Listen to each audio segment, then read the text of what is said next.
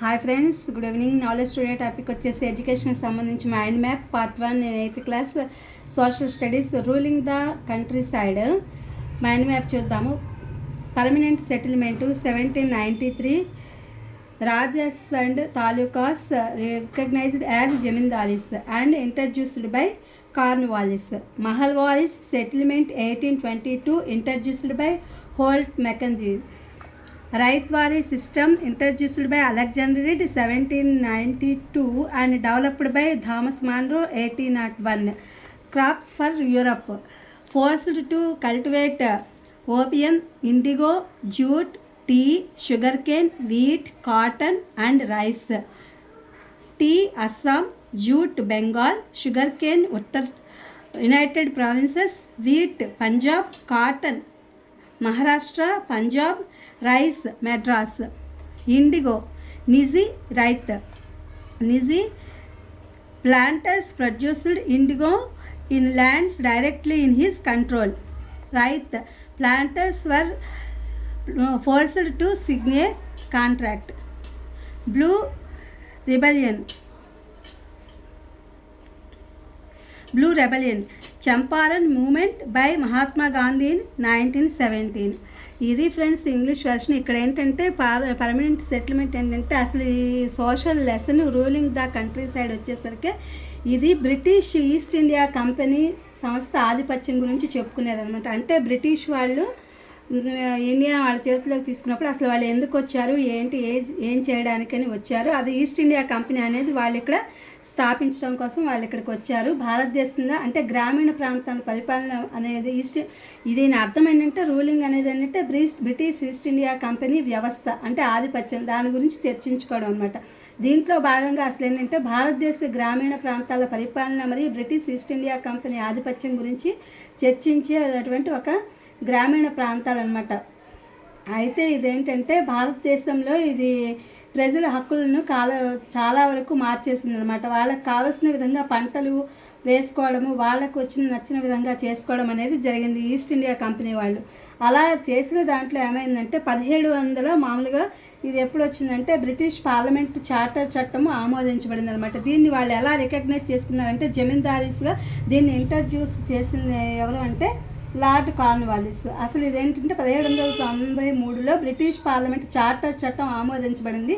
దీనిని east India company చట్టం 1793 అని కూడా పిలుస్తారు.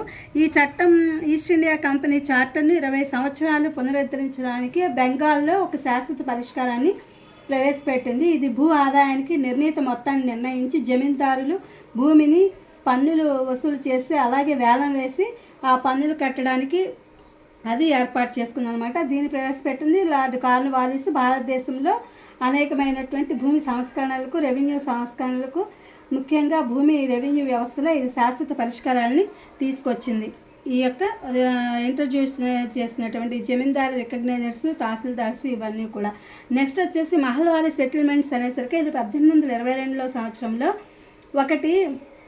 ఈ విధానం ఏంటంటే ఎక్కువ గ్రామాలు కలిపి ఒక యూనిట్గా అంటే ఒక మహల్గా దీన్ని ఏర్పరచాలని చెప్పి అనుకున్నారు, ఏర్పడతాయని.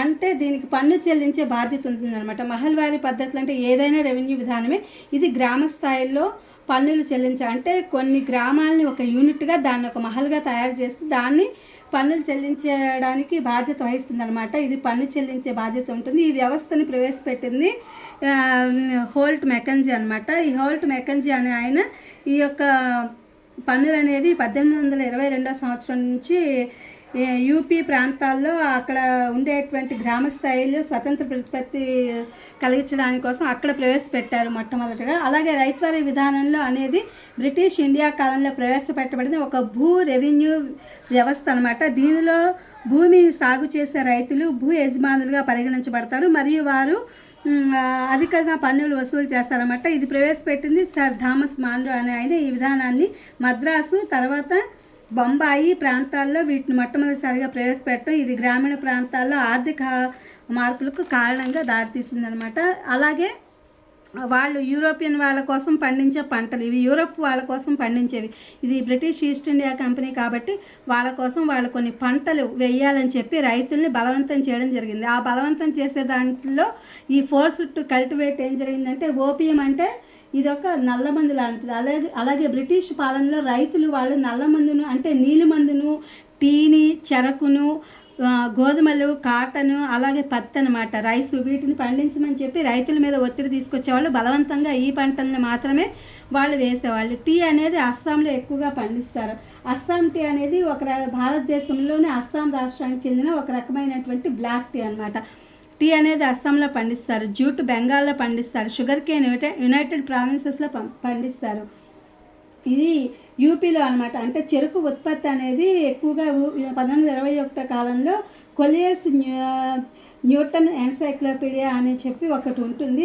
ఇది ఉత్తరప్రదేశ్లో 50 లక్షలకు పైగా చెరకును పండించే వాళ్ళు ఉన్నారు. దీనికి 1938లో యునైటెడ్ ప్రావిన్సెస్ వాళ్ళు ఒక చట్టం తీసుకొచ్చారు. అదేంటంటే యునైటెడ్ షుగర్ ఫ్యాక్టరీస్ చట్టం అనేది ఒకటి రూపొందించబడింది వాళ్ళ దగ్గర. అంటే చెరకు కొనుగోలు ధర నిర్ణయిస్తుంది అనమాట. ఈ షుగర్ ఫ్యాక్టరీస్ అనే చట్టము చెరకు యొక్క కొనుగోలు ధరని నిర్ణయిస్తుంది. అలాగే వీట్ అంటే పంజాబ్, గోధుమలు ఎక్కువగా పంజాబ్లో, కాటన్ మెడ్రాస్, మహారాష్ట్ర, పంజాబ్లో, రైస్ వచ్చేసి మద్రాసులో పండుతుంది.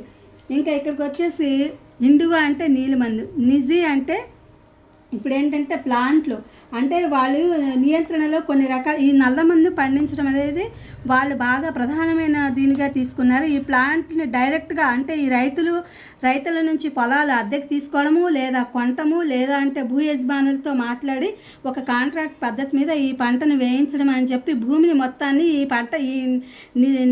ఈ నిజీ పద్ధతిలో ఇండిగో పంట వేయడానికి, అంటే ఈ నీలిమందు నల్లమందు అనే పంట వేయడానికి వాళ్ళ కంట్రోల్లోకి తీసుకునేవాళ్ళు అనమాట. అప్పుడు దీన్ని నిజ సాగు విధానం అని చెప్పి దీన్ని పెట్టేసేసి ఈ యొక్క ప్లాంట్లలో ఈ యొక్క ఇండిగో పంటని వేసేవాళ్ళు. ఈ నీలిమందు పంటని రైతుల చేత బలవంతంగా పండింపజేసేవాళ్ళు అనమాట. ఇంకా ఈ రైతుల దగ్గరికి వచ్చేసరికి ఈ ఇండిగో పంటని రైతులు కూడా వేయచ్చు అనమాట. అంటే మొక్కల పెంపకందారులతో ఒప్పందం కుదుర్చుకోవాల్సి వచ్చిందనమాట. దీంట్లో ఈ రైతులు అనే దాంట్లో మొక్కల పెంపకందారులతో ఒప్పందం కుదుర్చుకోవాల్సిన పరిస్థితి ఏర్పడింది. ఇంకా ఈ బ్లూ రెబెలియన్ అని చెప్పి దీనికి వస్తుంది అనమాట. తర్వాత చంపారన్ మూమెంట్ బై మహాత్మా గాంధీ 1917. ఇది 1917లో చంపారన్లో సత్యాగ్రహం మొట్టమొదటిసారిగా బ్రిటిష్ వారిపైన గాంధీ నేతృత్వంలో జరిగిందనమాట. ఇది భారత స్వాతంత్ర సమరంలో ఇది చారిత్రాత్మకంగా నిలిచినటువంటి ముఖ్యమైన ఘట్టంగా దీన్ని పేర్కొంటారు. ఇది పరిగణించబడుతోంది. ఇది మామూలుగా రైతుల ఉద్యమం అని కూడా అంటారు. భారతదేశ ఉపఖండానికి సంబంధించి బీహార్లో చంపారన్ జిల్లాలో జరిగిన రైతుల తిరుగుబాటు అనమాట. ఇది చంపారన్ సత్యాగ్రహం అని చెప్పి దీనికి పేరు. ఇది ఫ్రెండ్స్ మైండ్ మ్యాప్. ఇది తెలుగు ఇంగ్లీష్ వెర్షన్. ఇది మీకు ఉపయోగపడుతుందని చెప్పి FA2 సిలబస్గా సోషల్ వాళ్ళకి ఇది ఉంది 8th క్లాస్లో. అందుకని ఈ వీడియోని అప్లోడ్ చేస్తున్నా. Please my channel like, share, subscribe and comment. Thank you for watching. Thank you for your support.